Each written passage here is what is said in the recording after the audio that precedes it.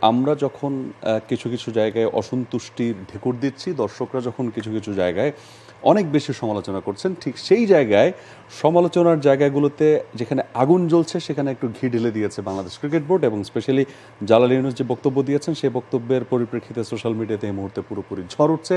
সবাই বলছে কি করে এমন পারফরমেন্সের পর বিসিবি তুষ্ট হয়, এমনকি বোনাসের ব্যাপারটাও মাথায় আসে বা মুখে আসে, সেই জায়গাটাতে আমরা আলোচনা করতে চাই।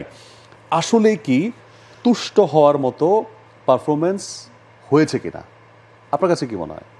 বিসিবি হয়তো পরিসংখ্যানগত দিকেই আসলে যাচ্ছেন, যেটা আসলে বলা হচ্ছিল যে গ্রুপ পর্ব থেকে বাংলাদেশ এই পর্যন্ত সুপার 8 এসেছে এবং তিনি জালাল ইউনুস স্পেসিফিক্যালি বলেছেন যে বাংলাদেশের প্রাথমিক টার্গেটই ছিল সুপার 8 নিশ্চিত করা। সো বাংলাদেশ তাদের সেই টার্গেটটা নিশ্চিত করেছে, তাহলে তারা খুশি হবে না কেন?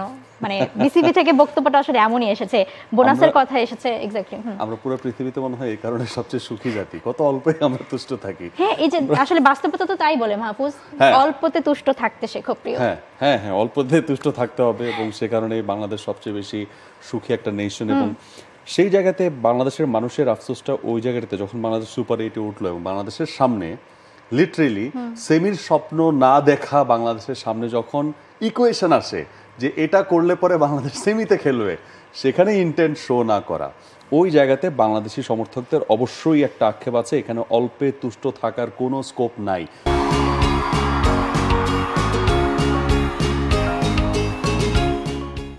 আপনি বিশ্বকাপ খেলতে গেছেন, ইট মিনস আপনি ট্রফির জন্য আপনি লড়ছেন। আপনার টার্গেট কেন হবে যে আমি শুধুমাত্র সুপার 8-এ যাবো? মনে মনে তো ওই টার্গেটটাই থাকবে, আমি ট্রফিটা আনতেই যাব, আনি আর না আনি, আমি সবগুলো ম্যাচ হেরে আসি, আমি প্রথম রাউন্ডে বাদ চলে যাই, বাট আমি তো ওই ইন্টেনশন নিয়ে যাব যে I will win this trophy as Afghanistan did. আমরা একটু আমার কাছে মনে হয় যে আমরা বাংলাদেশের হয়ে যারা ভালো পারফর্ম করেছেন সেখান থেকে দুটো স্ট্যাটিস্টিক্স দেখব, ব্যাটসম্যানদের একটা, বোলারদের একটা, ব্যাটাররা কে আসলে সবচেয়ে বেশি ভালো করেছেন সেই স্ট্যাটিস্টিক্সটা একটু আমরা আপনাদেরকে একটু দেখাতে চাই এবং সেখান থেকে যে আলোচনাটা করব, সবার উপরে রয়েছে তাওহিদ হৃদয়, 153 রান তিনি করেছেন, ফলোড বাই লিটন দাস, নাজমুল শান্ত। এই দুটো নামে অনেক বেশি সমালোচিত হয়েছে, তাদের নামের পাশে 139, 112 আছে, যে নামগুলো মিসিং তাহলে এবার তাদের অবস্থাটা একবার ভাবুন। স্ট্রাইক রেট একমাত্র 128 তাওহিদ হৃদয়ের, বাকি দুই স্ট্রাইক রেটের দিকে তাকালে 93 এবং 95, একটা 50 আছে লিটন দাসের। এই যদি হয় পারফরমেন্স, এখান থেকে আপনি যদি কাউকে বোনাস দিতে চান ব্যাটসম্যান, একমাত্র তাওহিদ হৃদয়কে দিবেন, আর কাউকে না। এবং সেটা আসলে তাওহিদ হৃদয়ের নামটা শুরুতে রয়েছে, রান সবচেয়ে বেশি বাংলাদেশিদের মধ্যে, স্ট্রাইক রেট বেশি, এ কারণে না আমার মনে হয় তাওহিদ হৃদয় সেটা ডিজার্ভ করবে তার ইন্টেন্টের কারণে।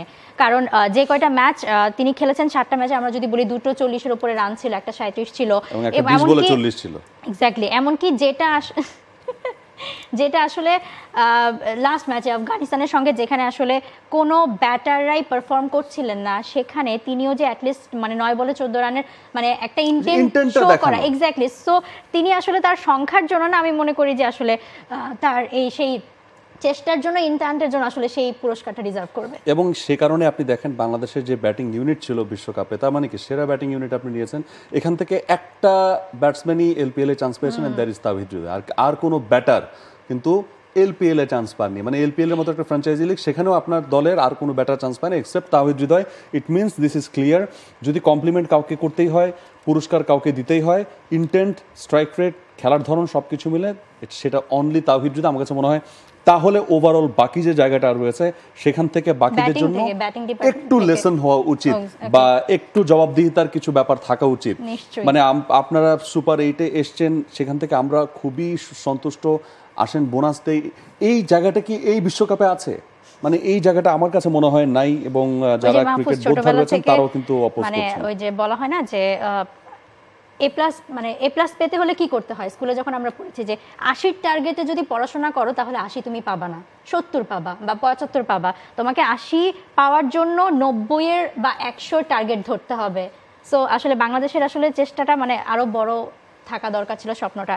সুপার 8 স্বপ্ন দেখে আসলে একটা কথা বলেছেন আপনি, মানে আমি আসলে হরিবল ভাবছিলাম মাহফুজ, যখন লিটন দাস এবং নাজমুল হোসেন শান্তর মানে স্ট্রাইক রেট এবং তাদের নামটা যখন আমি বাংলাদেশের আমরা টপ রান গেটারদের মধ্যে দেখছি এবারে বিশ্বকাপে, যেখানে যেই দুজনকে নিয়ে সবচেয়ে বেশি সমালোচনা, তারাই আপনার টপ রান গেটারে আপনার লিস্টে আছে। এবার আমার তাহলে বাকিদের অবস্থা আপনি চিন্তা করেন। আমরা একটু বোলিং ডিপার্টমেন্টে দেখিনি, যেখানে রিশাদ তিনি লিড করছেন সেই টেবিলটা বাংলাদেশের হয়ে, এবং পুরো বিশ্বকাপে যারা টপ লিস্ট আপনি যদি খোঁজেন বোলারদের, তাহলে সেই টপ লিস্টে রিশাদ রয়েছেন নাম্বার 6-এ, 14টা উইকেট নামের পাশে রয়েছে। এবং ক্রিকেট অস্ট্রেলিয়া যেই 11টা তারা প্রকাশ করেছে বিশ্বকাপের জন্য, যে 11 প্রকাশ করেছে, সেখানে দ্য অনলি বাংলাদেশে player from Bangladesh that is Rishad Hossain. So তাকে নিয়ে আসলে প্রাউড ফিল করায় যায় এবং মোটামুটিভাবে পুরো বিশ্ব ক্রিকেটে রিশাদ তিনি নজর কেড়েছেন, তিনি আলোচনায় এসছেন। এবং ওভারঅল এই জায়গার পর ভাই আমি অন্তত এই বোনাস অথবা এই জায়গাতে পুরো টিমকে একটা কমপ্লিমেন্ট করার মতো জায়গা দেখি না।